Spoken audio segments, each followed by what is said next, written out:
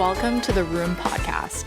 I'm Claudia Laurie, co-CEO and founder of Prive. And I'm Madison McElwain, partner of Seed Stage Investments at Defy VC. Claudia and I are friends first and business partners second. Living in the heart of Silicon Valley, we know what it's like to be on the inside of innovation, having worked at flagship companies like Gap Inc.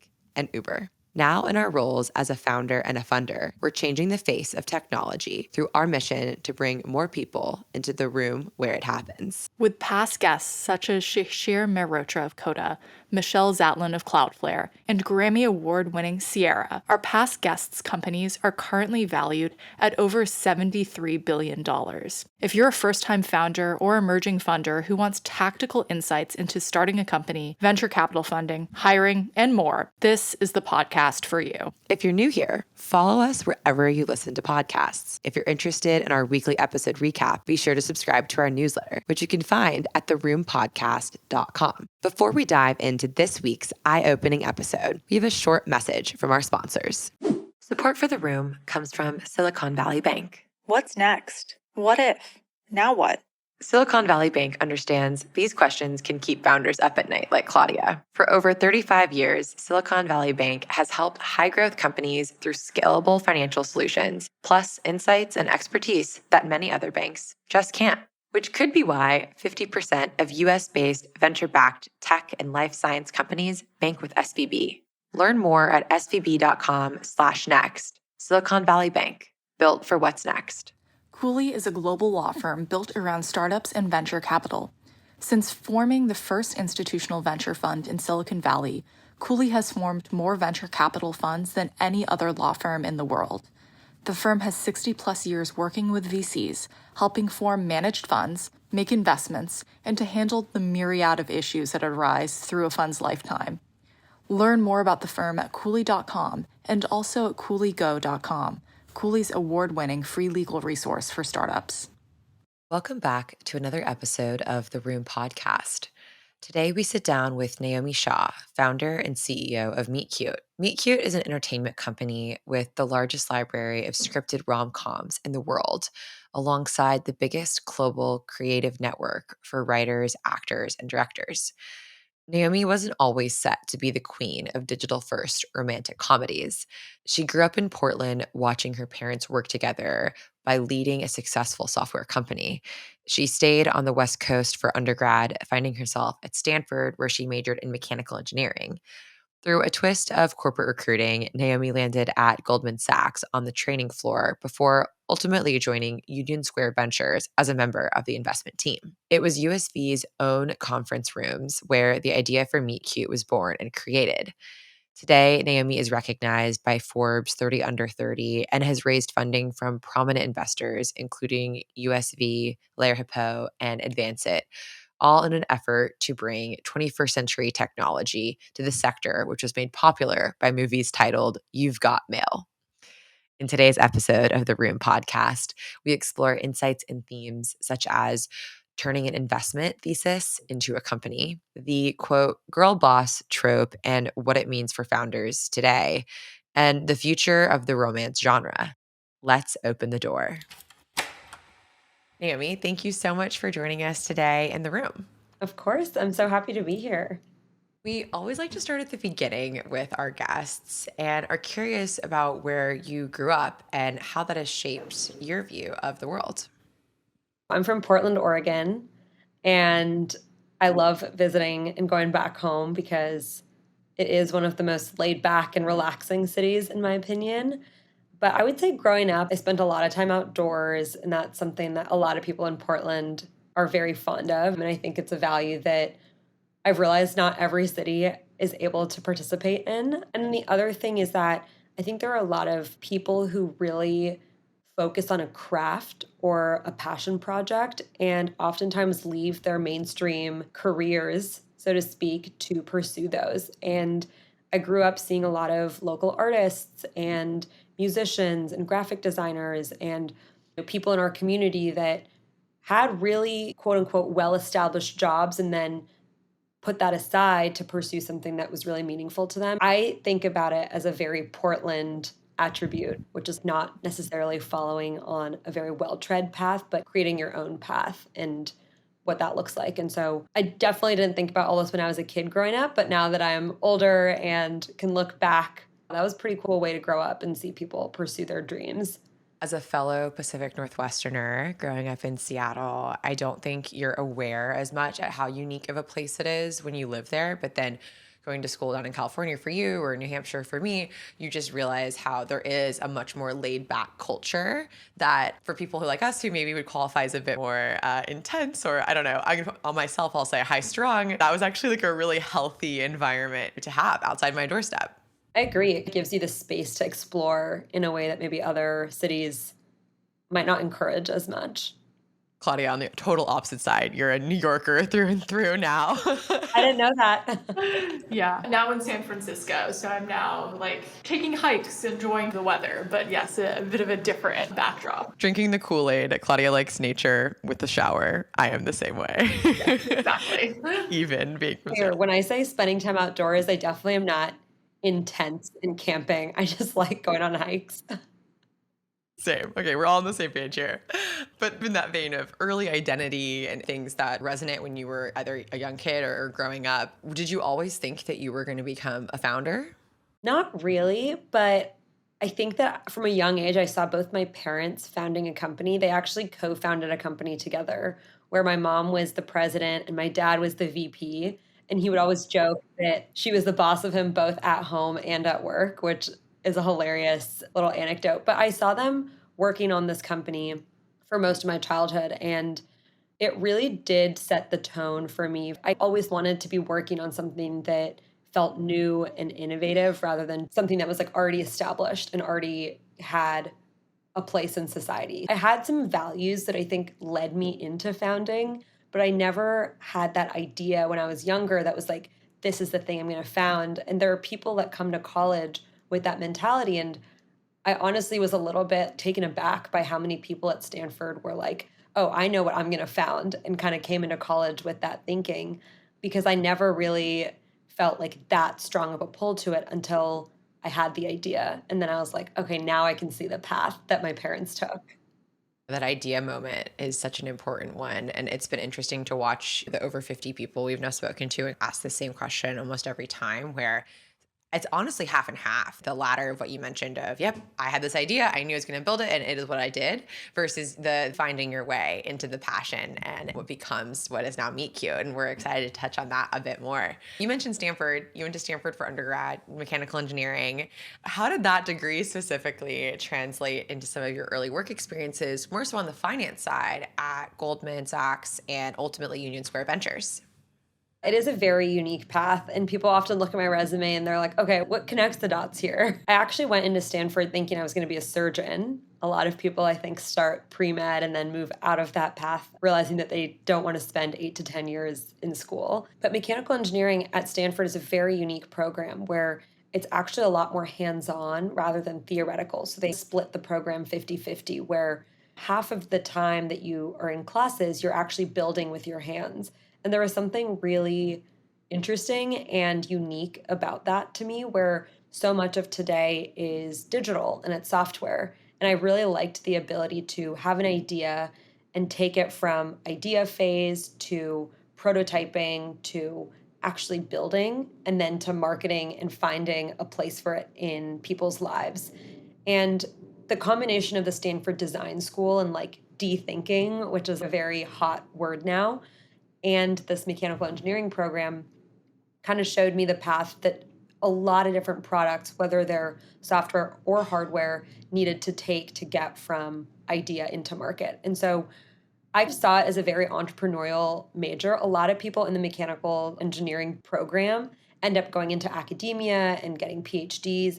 But then the other half end up in consulting, starting companies, more generalist skill sets that are just like you like having a problem to solve in front of you and then figuring out the steps that it takes to solve it. And so I started my career on the trading floor at Goldman. It was a really good first job. I often say that it taught me just how to be a functioning part of the American workforce. I learned about working on a team, having a manager, being able to get things done on deadlines, all of that. But ultimately, it wasn't the creative outlet that I wanted my job to have.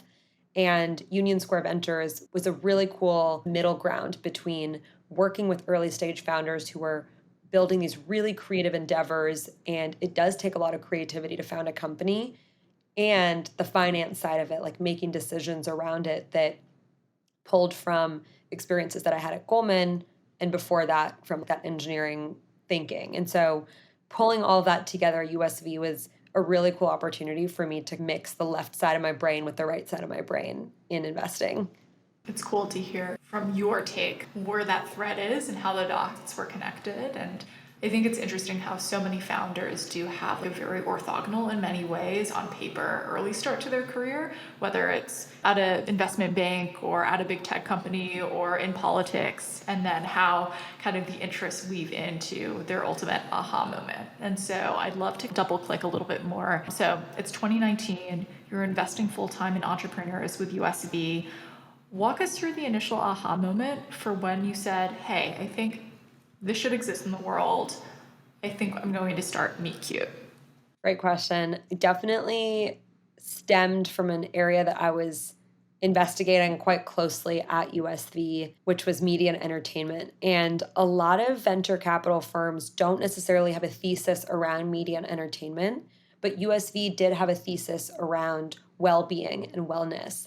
And so I spent the first year and a half at USV really digging into our mental health companies, healthcare companies that were in our portfolio, and spending a lot of time there.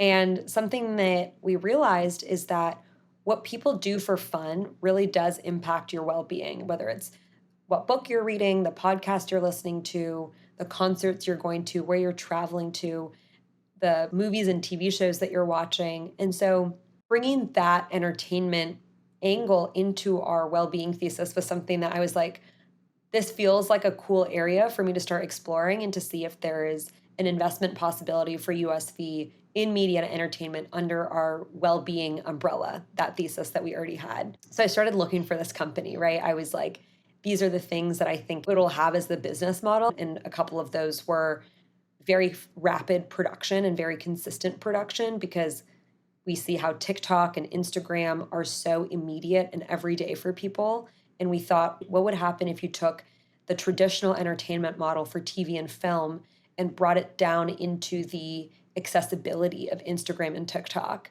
It has a wide network of creators, so it's a little bit more bottoms up and grassroots rather than being led by a celebrity or by a handful of celebrities. So I had these like little pieces that I was looking for, and ultimately didn't find a company that was building a trusted brand, which is part of the thesis that we were looking for in the entertainment space.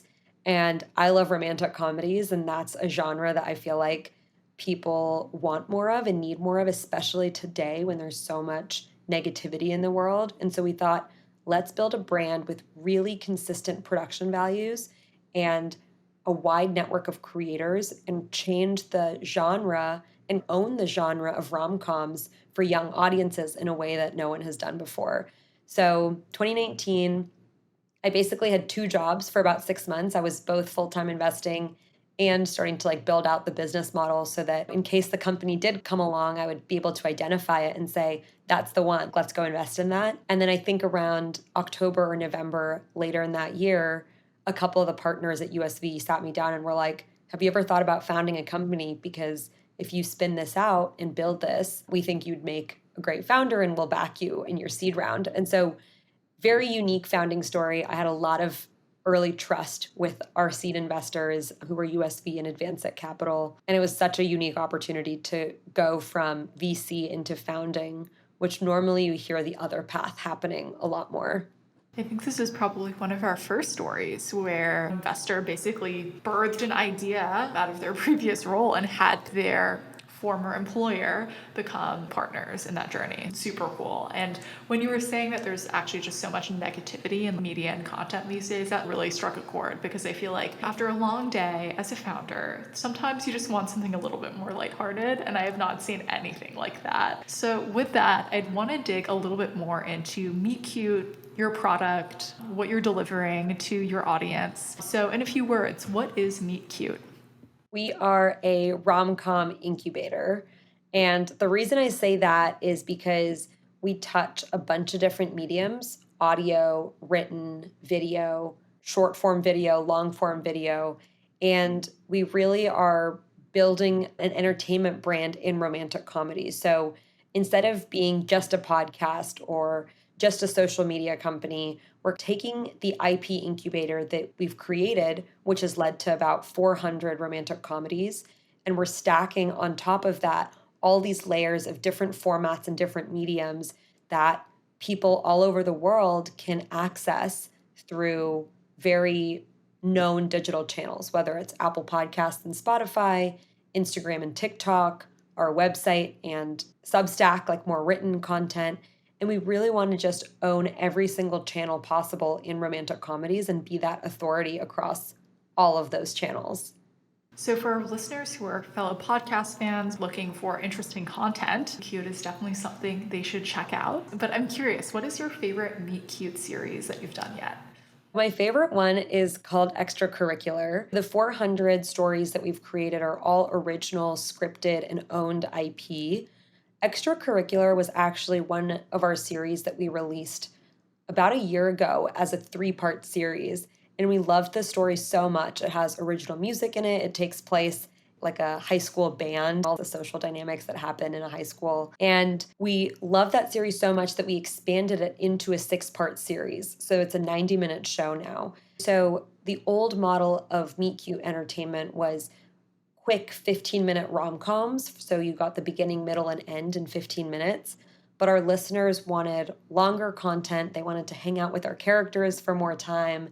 And we realized that now that we're going out for adaptation into TV and film, the adaptation process becomes a lot more seamless when you have a 90-minute show, because that translates pretty seamlessly into a feature-length film, or it could translate into a limited series with 6 unique parts to it. And so Extracurricular is one of the examples in a house where we had an existing series, loved the characters and the IP so much that we actually decided to tap on the creators that we worked on for that series and expand it out into a longer series. And that one's actually airing right now on our feeds. So if you go to like Apple or Spotify, you can listen to, I think, 5 parts, maybe all 6 parts are out now. So you can binge the entire series. We'll definitely have to link that in this pod so that our listeners can check out the extended Extracurricular series. Thank you for sharing that. So we chatted a little bit about how Meet Cute had strong backers from day one, and I'd love to double click a little bit more into your funding journey. You've successfully raised venture capital from a number of investors, not only Union Square Ventures and Local Globe, but also Lure Hippo. I think we know the answer, but tell us about what that initial conversation was that led to a yes in terms of investment for Meet Cute. It's actually a pretty funny story, because after 2 years on the investment team, I'd seen hundreds of pitches come into that room, and I was always on one side of the table. And I ended up working on Meet Cute for a couple of months before I came back in to pitch USV, because I wanted to build out the initial team, have our first few series banked. We wanted to know, how much do these cost to make? Who are we working with? What is that timeline? What is the process? What are the unit economics of a series at Meet Cute? And 3 months later, I think, I come back to USV, and it's the whole team that I worked with sitting around the table, and I'm coming in as a founder. And it was this moment of empathy that I've always thought about, but never like fully understood for founders walking in the door at an investment firm, where you have all these faces around the room. I had the luxury of knowing who they were and their backstories, but there were moments where I was like, I need to think fast. What is the future plan on this? Or let me go back to this slide and re-explain this. And there are moments like that that I think I was very fortunate to have known the people in the room with me, and also had experience seeing so many pitches before, whether it was like Y Combinator demo days or at different accelerators, or just people coming in the door at USV. So I knew a lot of it, but I think there was still this incredible learning experience for me being in the room at USV and pitching for the first time. And that first conversation, they understood the business model before I walked in the room, but it was really about convincing them that I was the right person to be building this, that that initial founding team was the right team to attach to this idea, and that we had a plan for the next 6 to 12 months to really start incubating IP and testing things rapidly and thinking differently than every other entertainment company out there, because there is a little bit of discomfort. Entertainment is not something that traditionally VCs invest in because it's a very different risk profile. It's so hit driven, it's very celebrity driven, it's very marketing heavy. And what we were arguing is we want to flip it on its head and have the exact same outcome of generating hit after hit without all of the expenses and the top down partnerships that most entertainment companies would have. So that was really what I was convincing them of in that first meeting. And I think it went well because they came into our seed round, and Advanced Capital, which is Sherry Redstone's investment firm, joined that round. And that was our seed round in 2019. That's awesome. You chatted a little bit about how team was something that was a topic of discussion during that initial pitch. And you are the sole founder of Meet Cute, which is incredibly commendable. For founders thinking about embarking on this journey, what are some challenges you didn't expect from not having a co-founder? And what advice would you give those future founders who are excited to go at it on their own in terms of navigating the process and then building the broader team? That's a really good question, and something I've actually thought about a lot recently. Solo founding is incredible because so much of the job of a founder is to create the North Star and the vision, and then make sure that everything at the company ladders up into that, that like every person feels like their goals are pushing the company North Star forward.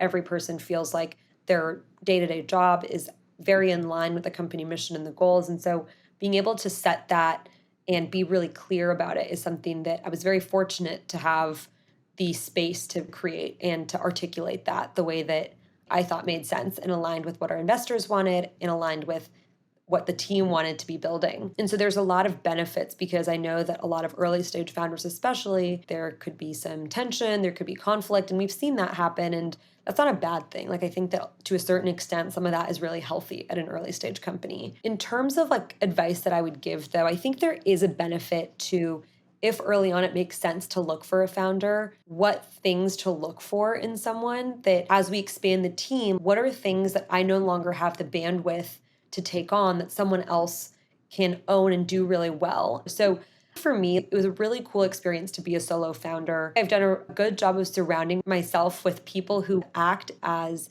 those sounding boards that a co-founder would be. So our investors are very hands-on investors and have provided that backboard for me, as well as people on the team. I'll often go to them with questions and discussion starters that maybe a co-founder would be the person that someone normally would go to.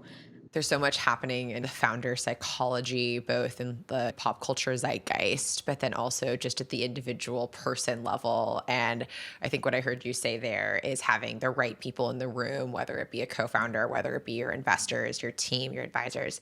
That's the linchpin. That's how you're going to succeed as a founder. Absolutely. It's like founding is so about the people. And I don't think I knew that. Even as an investor, you are looking for the right teams, but there are so many small conversations that I think lead to really big outcomes for people at the early stages of a company. And it really does matter who's around you. Is your advisor or your investor actually going to jump in and help? Or are they just going to send you a note back saying, that's a really good idea? There are subtle differences that can really make a difference at this stage of founding.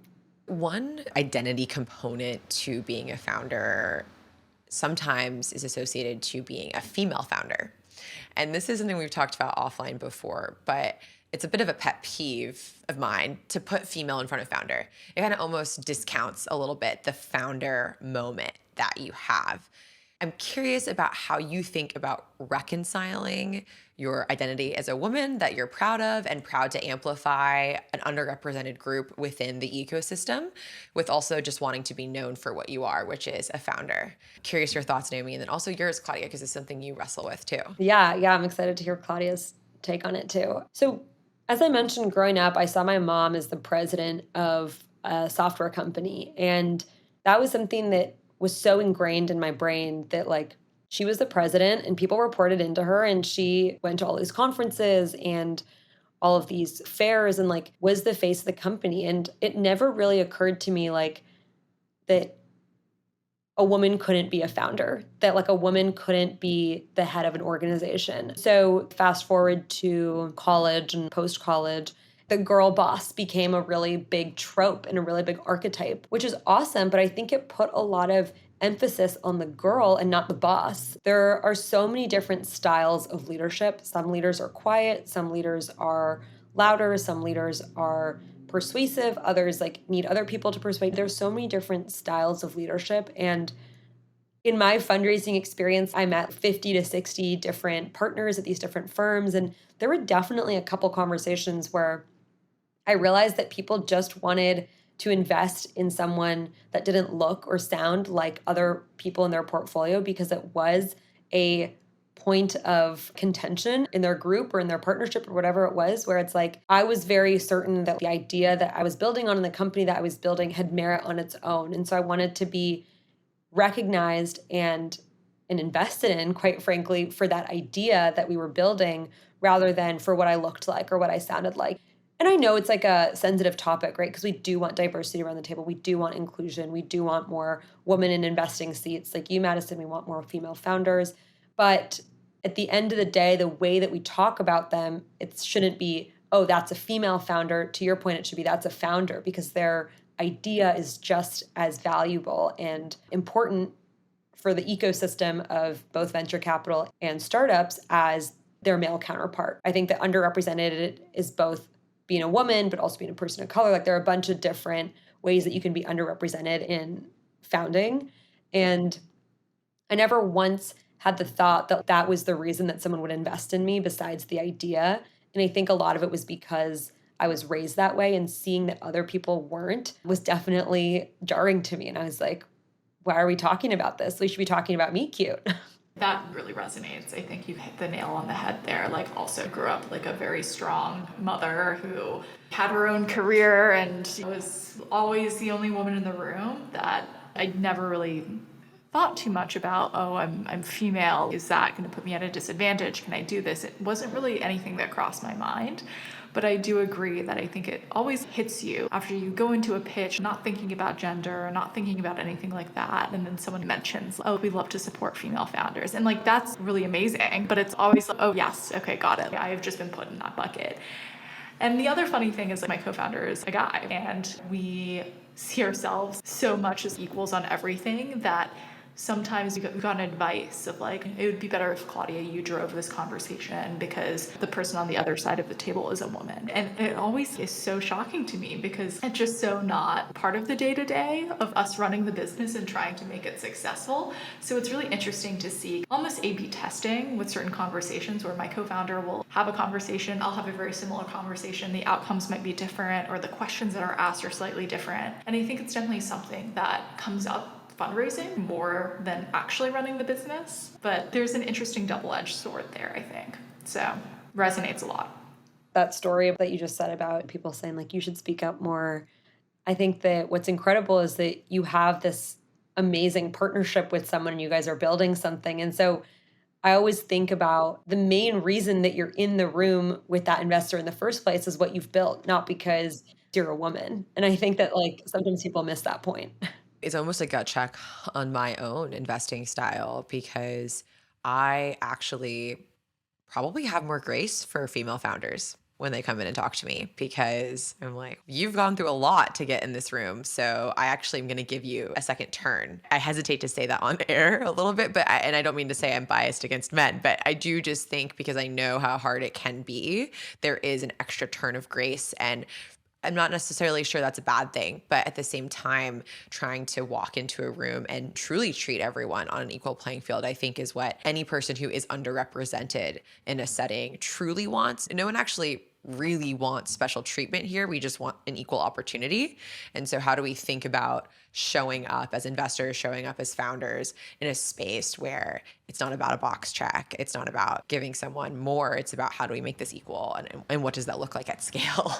Evaluating the merit of the idea is in the meeting probably the most important thing. But what's great is it probably means that more women are getting a chance to be in the room because you're doing that. And that is something that I think definitely has been missing for the last 10, 15 years as VC has taken off. Women who are founders and have a board that has a woman on their board are 30% more likely to be successful.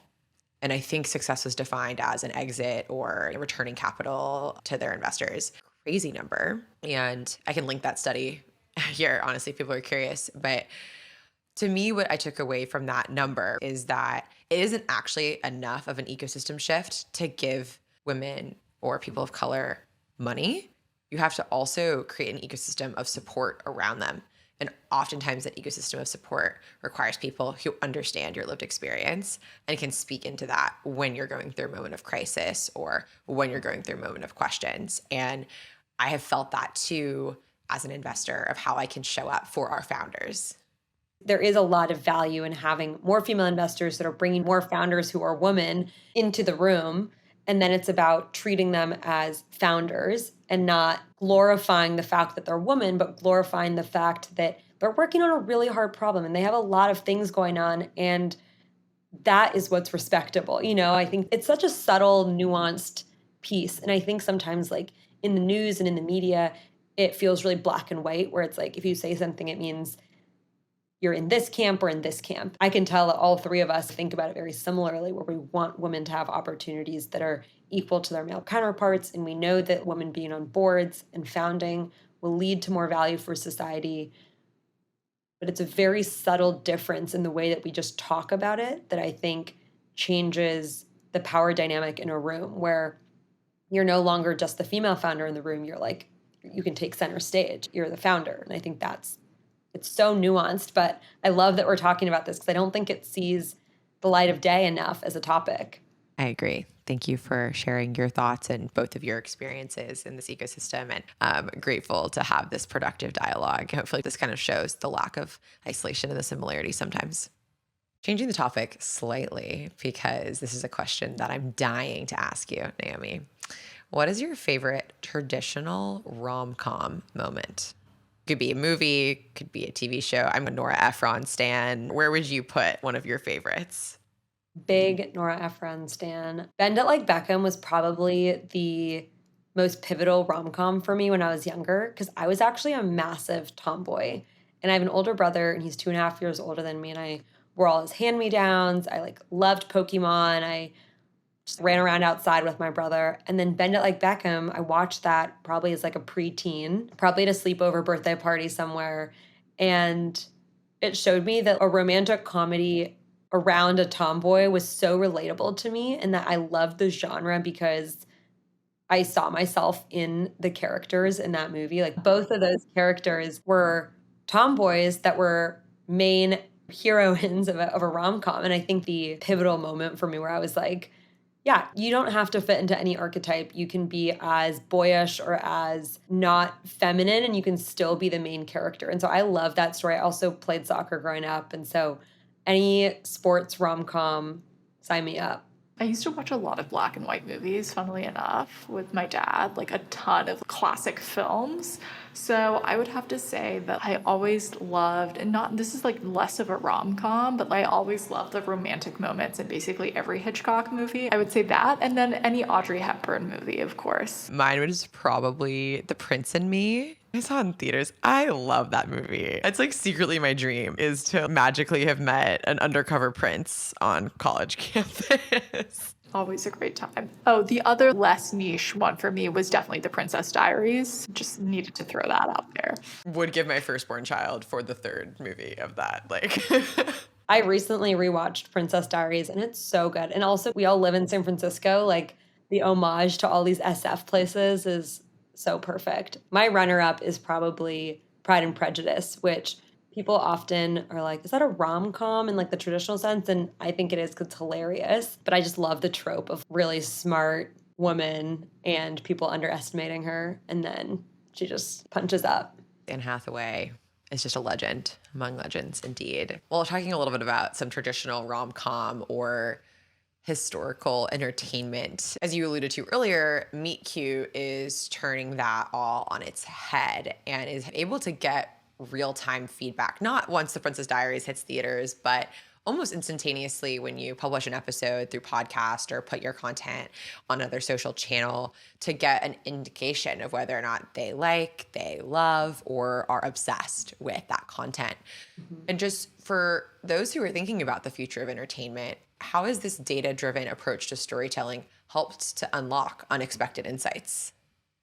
It really is cyclical. We create content, we put it out into the world, we analyze everything from how many people viewed it and how many people did it reach to where in the story or in the video did they stop engaging to where did they come back and re-listen to things. So we have all of these really cool insights into just behavior and human behavior when it comes to story consumption, which pre-Netflix and pre-streaming, that didn't even exist because there was no way of measuring people's attention when they were consuming content. And so it's really cool that we're living in that information age where we have access to what actually gives people an emotional response, what might be boring for people. And so how we use that is when we publish our stories, almost instantaneously, we know exactly how many people downloaded the episode.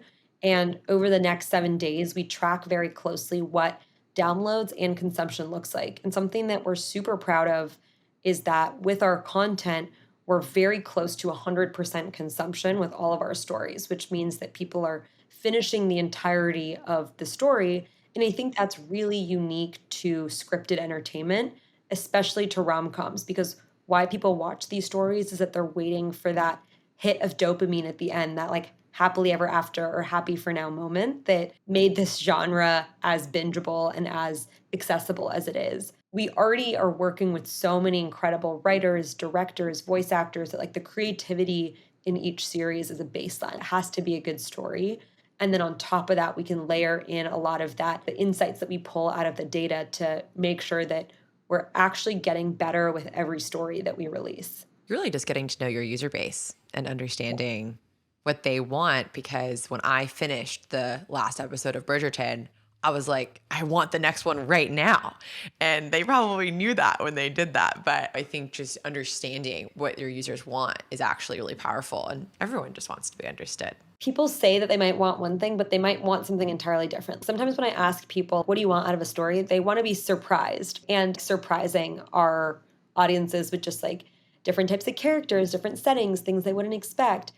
But then with Bridgerton season 2, it was a very expected outcome, right? Like we knew what we were marching towards, and yet we were just hooked and couldn't wait for the next episode. And so then is it surprise that people want, or is it actually that consistent feeling that they get from two people falling in love and all these surprises along the way? And so it's like really nuanced things like that that we're able to dig into with analytics. And I think that's the fun part of Meet Cute. Speaking about Bridgerton, which is, of course, one of Netflix's most successful series in the past few years, in partnership with Shonda Rhimes, shout out to Dartmouth. Interestingly, Netflix's stock has taken a 35% tumble when I wrote these questions a few days ago, which is their biggest drop since 2004. This is according to the Wall Street Journal, so don't quote me on it, quote them. But what do you think that this signals for volatility as it relates to the entertainment industry? I think a lot of people are talking about how much competition there is in the streaming world, which there is. Just in the last few years, Netflix faces a lot of competition with Hulu, HBO Max, which had a great quarter, Disney Plus, Apple TV, which won an Oscar this year. So there's just so many places that we have the ability to consume content and entertainment. But something that I haven't heard as much in line with like the Netflix drop is it's not just about traditional entertainment. I think we have a lot of new untraditional ways that we can engage with people where our favorite influencers are basically like entertainment, and where do we engage with them? It's on Instagram and TikTok. And a lot of the brands and shopping that we once went to a mall to buy, and so it wasn't necessarily part of our entertainment, has now moved to Instagram and TikTok and web. And so we're always on our phones looking at that. And so I think that there is a little bit of half of the problem is that there is a lot of competition for streaming platforms, and that's definitely really hard for a legacy existing platform to compete with. But also it's this idea that there's just a lot of non-traditional places like video games, social media. A lot of people have left their jobs to become freelancers and now write newsletters. And so people have some subscription fatigue because not only do they pay $12 to $15 a month for TV and film, they also might be paying $12 to $15 a month to subscribe to their favorite newsletters. And now podcasts have subscriptions and people have their favorite entertainment through podcasts. And so there's just so much tugging at people's attention today that it's really hard to say Netflix did something wrong that led to this. It's just there are so many other places for people's attention to go. And something I like to remind people of is the stock tumbling. It's a signal. It's something that shows that there's competition. But as a user, I still feel the value from Netflix. And even though their stock isn't like up and to the right, I think that they're still providing a lot of value. And right now they're figuring out a lot of their new strategies that involve expanding into gaming, expanding into other markets, because they might just be at a saturated point with the existing audiences that they have, and they need to go find new audiences. And so that's like my little devil's advocate for the headlines that we're seeing, but it definitely is shocking because we've always just assumed they were like the epitome of entertainment.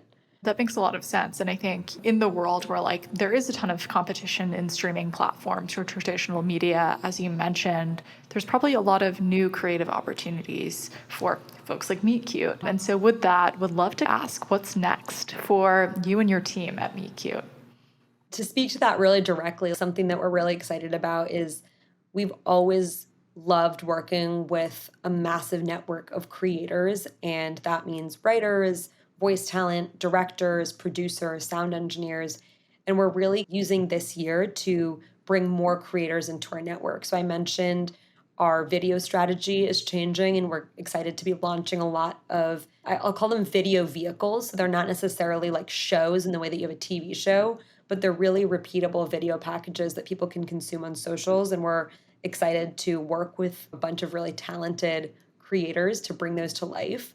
And then in our audio series, which is really our core product today, we're excited to bring some of that traditional talent into a new medium. If there are fewer shows and movies being greenlit, we're a place that a lot of talent that wants to still act in a rom-com or be a main character can come and bring their talent to voice work and podcasting. So we just did our first TV deal in February, which is super exciting because it's the first example of Meet Cute IP going into a more traditional medium. And we're excited to have that go both ways, where our IP is being pushed into TV and film, but also we're bringing traditional artists, whether they're musicians or actors or activists, like whatever their talent is, into the Meet Cute universe and bringing them to romantic comedies. We have a lot of exciting things to look forward to. So congratulations on just all the success to date and the really exciting things that are coming up on the horizon. I'd love to shift gears a little bit. We have our hero question for the podcast. Who is a woman in your life that has had a profound impact on you and your career? There are two, but I'm going to focus on one, and that one is Mindy Kaling. And everyone knows she's worked on like some of the coolest, funniest shows and continues to just crank them out. Like we have The Sex Lives of College Girls on HBO. We have Never Have I Ever on Netflix. I know she has a bunch of other stuff in the works. But the reason that I'm choosing her is because I actually watched an interview with her. She was recently selected for a Time Top 100 influential, I think it was influential people. And she did an interview about it, talking about the development of Never Have I Ever, where she really put herself in the character, Davy. And Davy represents a lot of what Mindy went through when she was a teenager, kind of identity crises around her race, her friends in friendship issues, not having a good relationship with her mother. You know, there are a lot of these themes around Davy that she said were very personal to her. Something that I took away from that is like, today audiences want more diversity and they want to see, you know, different communities represented on screens. But Mindy is really smart about the way she does it because she brings these characters to life, but allows everyone to somehow find something to relate to in those characters. There's so much creativity and so much creative intelligence that goes into finding those relatable characters that people want more of and want to grab onto. And I don't consider myself necessarily someone who's like writing these shows the way that Mindy does, but I feel like her kind of overarching goal to bring more diversity into entertainment, while these are not niche shows, these are not small communities of people, these are like big hits and everyone tunes in and finds something in these shows that they like. I think that's something that I'm really excited about bringing to Meet Cute, and her shows do a really good job of that, but she's definitely someone that I look up to in a lot of ways because she's done that time and time again in her work. Thank you for sharing that. I'm a huge fan of her shows, so big plus one there. And excited for Meet Cute to grow and take a lot of the similar themes of impact that she's been able to drive for the world. So with that, thank you so much, Naomi, for being on the room with us today. It was awesome to hear your story and for us to chat about some topics that are near and dear to all of us here. We're excited to see the progress of yourself and Meet Cute in the future. Thank you for having me. I can't believe it's been an hour already. Thank you so much for listening to this episode of the Room Podcast. If you enjoyed our conversation today, please like, follow, subscribe to our newsletter, which you can find at theroompodcast.com. This episode concludes our second installment of the Movers and Shakers mini-series. We'll be back with an all-new season in just 2 short weeks, May 17th, Tuesday at 10 a.m. Eastern, 7 a.m. Pacific. See you in the room. Support for The Room comes from Silicon Valley Bank. Silicon Valley Bank understands these questions can keep founders up at night, like Claudia. For over 35 years, Silicon Valley Bank has helped high-growth companies through scalable financial solutions, plus insights and expertise that many other banks just can't. Which could be why 50% of US-based venture-backed tech and life science companies bank with SVB. Learn more at svb.com/next. Silicon Valley Bank. Built for what's next. Cooley is a global law firm built around startups and venture capital. The firm has been devoted to entrepreneurs and investors, partnering with both to transform breakthrough ideas into successful companies. Cooley works with thousands of entrepreneurs and newly formed companies to ensure that they are structured for growth and long-term success. Since 2005, Cooley has been ranked the #1 most active law firm representing VC-backed companies going public. Learn more at Cooley.com and CooleyGo.com, Cooley's award-winning free legal resource for startups. All opinions expressed by Claudia and Madison and podcast guests are solely their own opinions and do not reflect the opinion of the 5EC. This podcast is for informational purposes only and should not be relied upon as a basis for investment decisions.